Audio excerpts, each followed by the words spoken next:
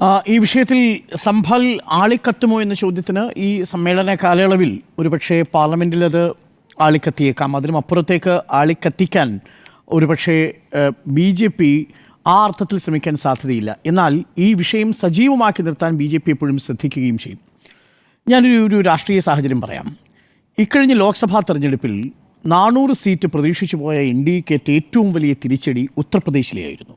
ഉത്തർപ്രദേശിൽ കഴിഞ്ഞ തവണ നേടിയ 62 സീറ്റുകളിൽ നിന്ന് BJP 36 സീറ്റുകളിലേക്കാണ് താഴ്ന്നത്. എന്നാൽ അതേസമയം സമാജ്വാദി പാർട്ടിയുടെ നേതൃത്വത്തിൽ ഇന്ത്യ മുന്നണി 43 സീറ്റുകളിലേക്ക് ഉയരുകയും ചെയ്തു. ഈ തിരിച്ചടി യോഗി ആദിത്യനാഥിന് ഒരിക്കലും അംഗീകരിക്കാനോ സഹിക്കാനോ കഴിയുന്നതായിരുന്നില്ല.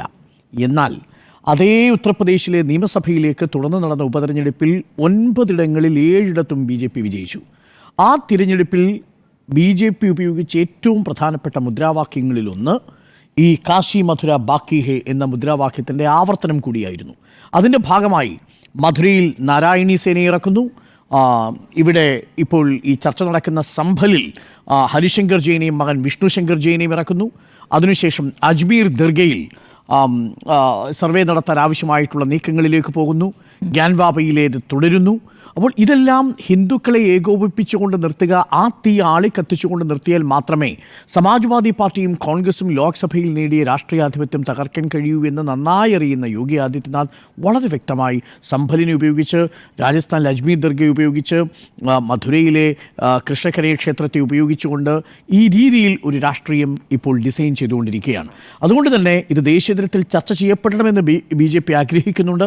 എന്നാൽ ഒരു പരിധിക്കുമപ്പുറത്തേക്ക് അത് ആളിക്കത്താതെ അത് പുകഞ്ഞു തന്നെ ഉത്തർപ്രദേശിൽ നിൽക്കണം എന്നതാണ് BJPയുടെ രാഷ്ട്രീയ തന്ത്രം എന്ന് പറയുന്നത്. ഇനി ഇതെങ്ങനെയാണ് എക്സിക്യൂട്ട് ചെയ്തതെന്ന് നോക്കൂ. ഈ കേസിൽ 2 പ്രധാനപ്പെട്ട വ്യക്തികളെ നമ്മൾ മെൻഷൻ ചെയ്യാതെ പോകുന്നത്. ഒന്ന് ഹരിശങ്കർ ജെയിനും മറ്റൊന്ന് വിഷ്ണു ശങ്കർ ജെയിനുമാണ്. ആരാണ് ഈ ഹരിശങ്കർ ജെയിൻ? ഹരിശങ്കർ ജെയിനാണ്, പ്രേക്ഷകർ ഓർമ്മിക്കുന്നുണ്ടാവും ഒരുപക്ഷെ, അലഹാബാദ് ഹൈക്കോടതിയിൽ ഒരു സുപ്രധാനമായ കേസുണ്ടായിരുന്നു. 1992 ബാബറി മസ്ജിദ് തകർത്തതിന് ശേഷം രാംലല്ല ദർശനം നടത്താൻ അന്ന് അവകാശമില്ലാതിരിക്കവേ അലഹാബാദ് ഹൈക്കോടതിയിൽ പോയി ആ അവകാശം നേടിക്കൊടുത്തയാളാണ് ഈ ഹരിശങ്കർ ജെയിൻ. ഈ ഹരിശങ്കർ ജെയിനാണ് 2001 റായ്ബറേലിയിൽ അമേഠിയിൽ മത്സരിക്കാൻ പോകുന്നത്. ആർക്കെതിരെ? സോണിയാഗാന്ധിക്കെതിരെ സ്വതന്ത്ര സ്ഥാനാർത്ഥിയെ മത്സരിക്കാൻ പോകുന്നത്. ഈ ഹരിശങ്കർ ജെയിനും മകൻ വിഷ്ണു ശങ്കർ ജെയിനും കൂടി 110 മുസ്ലിം ആരാധനാലയങ്ങളിലും ദേശീയ സ്മാരകങ്ങളിലും നിയമപരമായ അവകാശം മുസ്ലിം സമൂഹത്തിനല്ലെന്നും അതിൽ പൊതുജനങ്ങൾക്കും പ്രത്യേകിച്ച് ഹിന്ദു സമുദായത്തിനും അവകാശമുണ്ടെന്നും അത് ഹിന്ദു ക്ഷേത്രങ്ങളായിരുന്നുവെന്നും അവിടെ സർവേ ആവശ്യപ്പെട്ടുകൊണ്ട് ഹർജികൾ കൊടുത്തിട്ടുണ്ട്. ഇതൊന്നും രണ്ടുമല്ല, 110 പ്രധാനപ്പെട്ട മോണമെൻറ്റുകളെയും മസ്ജിദുകളെയുമാണ് ഈ അച്ഛനും മകനും കൂടി ലക്ഷ്യമിട്ടിരിക്കുന്നത്. യഥാർത്ഥത്തിൽ ഈ അച്ഛനും മകനും ഒറ്റയ്ക്കല്ല. ഇതാണ് ഈ സംഭൽ വിഷയത്തിൽ ഞാൻ മനസ്സിലാക്കുന്ന അപകടകരമായ നീക്കം എന്ന് പറയുന്നത്. നമ്മൾ BJP ഗവൺമെൻറ്, ഓരോ സർക്കാരും ആ സർക്കാർ ഭരിക്കുന്ന സമയത്ത് ഈ ഭരണകൂടത്തിൻ്റെ ഉപകരണങ്ങളെ രാഷ്ട്രീയ ലാഭത്തിന് വേണ്ടിയിട്ട് ഉപയോഗിക്കുന്നത് നമ്മൾ കാണാറുണ്ട്. ഇലക്ഷൻ നമ്മൾ കണ്ടതാണ്. CBI എങ്ങനെയാണ് തിരഞ്ഞെടുപ്പിൽ ഉപയോഗിച്ചത് എന്ന്, ED എങ്ങനെയാണ് BJP ഉപയോഗിക്കുന്നതെന്ന്, ജുഡീഷ്യറി എങ്ങനെയാണ് ഉപയോഗിച്ചുകൊണ്ടിരിക്കുന്നതെന്ന്. എന്നാൽ നോക്കൂ, സംഭലിലും ഗ്യാൻവാബിയിലും അടക്കം BJP ഇപ്പോൾ ഉപയോഗിച്ചുകൊണ്ടിരിക്കുന്ന രാഷ്ട്രീയം എന്ന് പറയുന്നത് ഒരു പുതിയ പൊളിറ്റിക്കൽ ഇൻസ്ട്രുമെൻ്റ് കൂടി അവർക്ക് വരികയാണ്. Archaeological survey of India, lower കോടതി, ജില്ലാ കോടതി, അതിന് ഹർജിക്കാരായിട്ടിരിക്കുന്ന ആളുകൾ, ഇവർ നിയമപരമായി ഏതാണ് പഴുത് എന്നാണ് കണ്ടെത്തുന്നത്. ഈ സർക്കാരിന് മുന്നിൽ ഒരു പരിമിതി ഉണ്ടായിരുന്നു. നേരത്തെ സ്മൃതി സൂചിപ്പിച്ചിട്ട് കാര്യമുണ്ടല്ലോ, ആരാധനാലയങ്ങളുടെ നിയമം, the places of religious worship act 1991. അത് വരുന്ന സാഹചര്യം എന്താ? ബാബറി മസ്ജിദ് പൊളിക്കുന്ന സമയത്ത് നരസിംഹറാവു സർക്കാർ ആ കേസിൽ ഉൾപ്പെട്ട ബാബറി മസ്ജിദ് വിഷയമല്ലാതെ മറ്റൊരു ആരാധനാലയത്തിനും അതിൻ്റെ തനതു സ്വഭാവം 1947 നിന്ന് വിഭിന്നമാവാൻ പാടില്ല, അത് നഷ്ടപ്പെടാതിരിക്കാൻ വേണ്ടി ആരും ഒരു അവകാശവാദം സ്ഥാപിക്കാതിരിക്കാൻ വേണ്ടി കൊണ്ടുവന്ന നിയമമാണ്. എന്നാൽ ആ നിയമത്തിന് ഇപ്പോൾ എന്താ പറ്റിയിരിക്കുന്നത്? ആ നിയമം സുപ്രീം കോടതിയുടെ പരിഗണനയിലാണ്.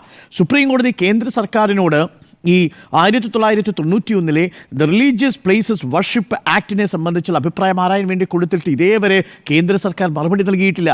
ആ കേന്ദ്ര സർക്കാർ മറുപടി നൽകി സുപ്രീം കോടതി ശരിവെച്ചാൽ ആ നിയമപ്രകാരം ഒരാരാധനാലയത്തിനും 1947 ശേഷം മറ്റൊരു മതപരമായ സ്വഭാവം ഉണ്ടാവാൻ സാധ്യമല്ല. അങ്ങനെയാണെങ്കിൽ ഈ പള്ളിയും ഈ ഷാഹി ജുമാ മസ്ജിദും സംഭലിലെ പള്ളിയാണെങ്കിലും ശരി, ഈ ജയ്പൂരിലെ ദർഗയാണെങ്കിലും ശരി, ഇനി മധുരയിലുള്ള മറ്റൊരു പള്ളിയാണെങ്കിലും ഈദ്ഗാഹ് ആണെങ്കിലും ശരി, ഈ ക്ഷേത്രങ്ങളിലെല്ലാം അല്ലെങ്കിൽ ആരാധനാലയങ്ങൾക്ക് ആ സ്വഭാവം തന്നെ നിലനിർത്തേണ്ടി വരും. അതുകൊണ്ട് വളരെ തന്ത്രപരമായി ഈ അച്ഛനും മകനും ഹർജി കൊടുത്തിരിക്കുന്നത് റിലീജിയസ് പ്ലേസസ് വർഷിപ്പ് ആക്ടിൻ്റെ പരിധിയിലല്ല, പകരം മറ്റൊരു നിയമത്തെ ഉദ്ധരിച്ചുകൊണ്ടാണ്. അതാണ് നമ്മൾ നേരത്തെ പറഞ്ഞ ആർക്കിയോളജിയുമായി ബന്ധപ്പെട്ടൊരു നിയമം. അത് പ്രകാരം റിലീജിയസ് പ്ലേസസ് വർഷിപ്പ് ആക്ടിനേക്കാൾ കൂടുതൽ അപകടകരമായ ഒന്ന് ഇപ്പോൾ സംഘപരിവാർ കണ്ടെത്തിയിരിക്കുന്നത് ancient monuments archaeological sites and remains act എന്ന് പറയുന്ന 1958 പാർലമെൻറ്റ് പാസ്സാക്കിയ നിയമമാണ്. ഈ നിയമപ്രകാരം ഏതെങ്കിലും ഒരു ആരാധനാലയം ഒരു ആർക്കിയോളജിക്കൽ സൈറ്റായിട്ട് പ്രഖ്യാപിച്ചു കഴിഞ്ഞാൽ അവിടെ പൊതുജനങ്ങൾക്ക് പ്രവേശനം നൽകാം. ഈ 1958 ആക്ടിൻ്റെ പരിധിയിലാണ് 1920 തന്നെ ആർക്കിയോളജിക്കൽ സർവേ ഓഫ് ഇന്ത്യക്ക് കൈമാറിയിരിക്കുന്ന സംഭൽ എന്ന് പറയുന്ന ഈ മസ്ജിദിൽ പൊതുജനങ്ങൾക്കും പ്രവേശനമാകാം എന്ന നിലപാടിലേക്ക് എത്തുന്നത്. അജ്മീർ ദർഗയിൽ മറ്റൊരു വിഷയമാണ്. അജ്മീർ ദർഗയിലെ വിൻഡോയിൽ സ്വസ്തിക് ചിഹ്നം കണ്ടു എന്നാണ് പറയുന്നത്. ഗ്യാൻവാബിയിൽ ഹിന്ദു സ്ക്രിപ്റ്റേഴ്സ് ഉണ്ടായിരുന്നു എന്നാണ് പറയുന്നത്. പക്ഷേ ഇവിടെ അങ്ങനെയല്ല. ആർക്കിയോളജിക്കൽ സർവേ ഓഫ് ഇന്ത്യയുടെ ഒരു പ്രോപ്പർട്ടിയിൽ മറ്റുള്ളവർക്ക് കൂടി പൊതുദർശനം നടത്താം. Archaeological survey of India ban ചെയ്യേണ്ടത് ഒരു പള്ളി കമ്മിറ്റി ബാൻ ചെയ്യുന്നു. പള്ളി കമ്മിറ്റി അതിൽ ചില മോഡിഫിക്കേഷൻസ് വരുത്തുന്നു. ഇത് ഈ നിയമത്തിന് വിരുദ്ധമാണെന്ന് പറഞ്ഞുകൊണ്ടാണ് പോകുന്നത്. പക്ഷേ അടിസ്ഥാനമായിട്ട് എന്താ, ഇതിൽ സർവേ വരുന്നു. സർവേ വരുമ്പോൾ അടിസ്ഥാനമായി കാലപ്പഴക്കം നിശ്ചയിക്കുന്നു. 16-ാം നൂറ്റാണ്ടിൽ മുഗൾ ചക്രവർത്തി തകർത്തതല്ലേ എന്ന ചോദ്യം ഉണ്ടാവുന്നു. ആ ചോദ്യം ഉണ്ടാകുമ്പോൾ ഇത് ഡിസ്പ്യൂട്ടാവുന്നു. ആ ഡിസ്പ്യൂട്ട് വരുന്ന സമയത്ത് ഇനിയും സുപ്രീം കോടതി അംഗീകരിക്കാത്ത റിലീജിയസ് വർഷിപ്പ് ആക്ടിനുമേൽ വീണ്ടും ഒരു പള്ളി കൂടി ക്ഷേത്രമാകാൻ പോകുന്നു എന്ന പ്രതീതി സൃഷ്ടിക്കപ്പെടുന്നു. അടുത്ത 10 വർഷത്തേക്കുള്ളൊരു പൊളിറ്റിക്കൽ ക്യാപിറ്റൽ, ഒരു രാഷ്ട്രീയ നിക്ഷേപം BJP നടത്തുന്നത് ഇങ്ങനെയാണ്. ഇവിടെ ആർക്കിയോളജിക്കൽ സർവേ, ഒപ്പം തന്നെ ലോവർ കോടതികൾ, ജില്ലാ കോടതികൾ അടക്കമുള്ളവ കേസുമായി ചെന്നാൽ പിറ്റേ ദിവസം 24 മണിക്കൂറിനുള്ളിൽ ഒരു അഭിഭാഷക സംഘത്തെ ഒരു ജില്ലാ കോടതി നിർദ്ദേശിക്കുകയാണ്. അതിനുശേഷം ആ അഭിഭാഷക സംഘം വീഡിയോ സർവേ എടുക്കാൻ പോകുകയാണ്. വീഡിയോ സർവേ ചിത്രീകരിക്കുന്നതിനിടയിൽ ജയ് ശ്രീറാം വിളികൾ മുഴങ്ങുകയാണ്. ഇത് അവിടെ ആ ദിവസം വരെയും നിസ്കരിച്ചു കൊണ്ടിരിക്കുന്ന ഒരു വിഭാഗത്തെ സംബന്ധിച്ച് ആശങ്കയിലാക്കും എന്നുള്ള കാര്യത്തിൽ സംശയമില്ല. അത് സ്വാഭാവികമായും സംഘർഷത്തിലേക്ക് പോയി 5 പേരുടെ ജീവനാണ് അവിടെ നഷ്ടപ്പെട്ടത്. ഇതാണ് യഥാർത്ഥത്തിൽ സംഭലിൽ സംഭവിച്ചുകൊണ്ടിരിക്കുന്നത്. അതുകൊണ്ട് ഇതൊരു തുടക്ക സംഭവമല്ല. ഇത് അയോധ്യയ്ക്ക് ശേഷം, ഗ്യാൻവാബിക്ക് ശേഷം, സംഭലിന്, ഇനി വരാൻ പോകുന്ന മധുരയ്ക്ക്, ഇനി വരാൻ പോകുന്ന അജ്മീറിലെ ദർഗയ്ക്ക് എല്ലാമുള്ള ഒരു പ്രധാനപ്പെട്ട പൊളിറ്റിക്കൽ മൂവ്മെൻ്റാണ് ഹരിശങ്കർ ജെയിനും മകൻ വിഷ്ണുശങ്കർ ജെയിനും കൂടി തുടങ്ങി വെച്ചിരിക്കുന്ന ഈ പോരാട്ടം എന്ന് പറയുന്നത്. അതുകൊണ്ട് തന്നെ ഇതിലേതെങ്കിലും സതുദ്ദേശമുണ്ട് എന്ന് ഞാൻ കരുതുന്നുമില്ല. അദ്ദേഹം പറയുന്നൊരു വാചകമുണ്ട്, നിഷ്പക്ഷതയും സഹിഷ്ണുതയും ദേശദ്രോഹമാണെന്നും അത് മതവിരുദ്ധമാണെന്നും വിശ്വസിക്കുന്ന ഒരാളാണ് ഈ പറയുന്ന ഹരിശങ്കർ ജെയിൻ. അദ്ദേഹം പോകുന്നത് സംഘപരിവാറിൻ്റെ രാഷ്ട്രീയത്തിന് വളരെ കൃത്യമായിട്ടുള്ള നിയമപരമായൊരു വഴി വെട്ടിക്കൊടുക്കുക എന്നതാണ് അദ്ദേഹം ചെയ്തുകൊണ്ടിരിക്കുന്നത്.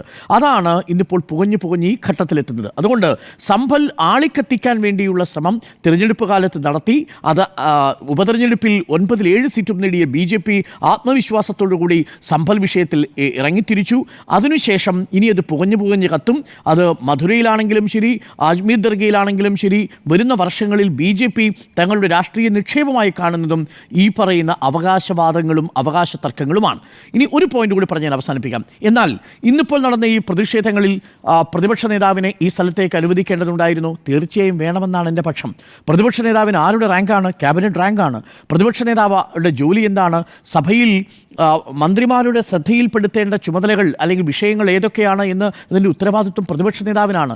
സഭയിൽ എന്തൊക്കെ വീഴ്ചകൾ സംഭവിച്ചു എന്നത് നേരിട്ട് പോയി കണ്ട് മനസ്സിലാക്കി സഭയിൽ അവതരിപ്പിക്കാനുള്ള ഒരു MP-യുടെ അവകാശത്തെയാണ് ചോദ്യം ചെയ്തിരിക്കുന്നത്. ഒരു പ്രതിപക്ഷ നേതാവിൻ്റെ അവകാശത്തെയാണ് ചോദ്യം ചെയ്തിരിക്കുന്നത്.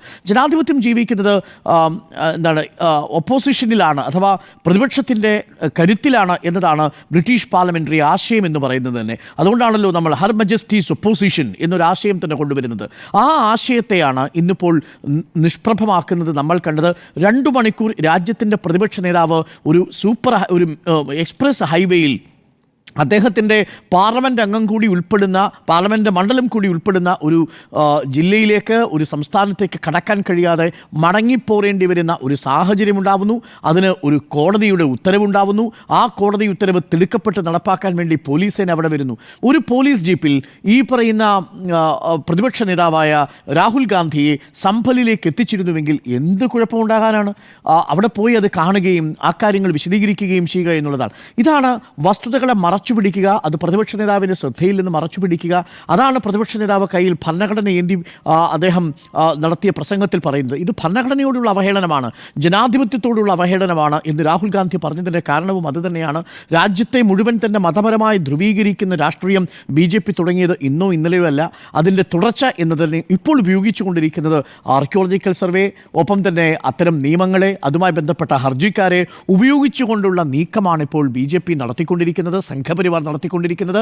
അത് കേവലം നിഷ്കളങ്കമായൊരു നീക്കമായിട്ട് കണക്കാക്കുക സാധ്യമല്ല. അത് ആളിക്കത്തിയില്ലെങ്കിലും അത് പുകഞ്ഞു പുകഞ്ഞു കത്തും ഉത്തർപ്രദേശ് രാഷ്ട്രീയത്തിൽ എന്നാണ് എൻ്റെ ടേക്ക്.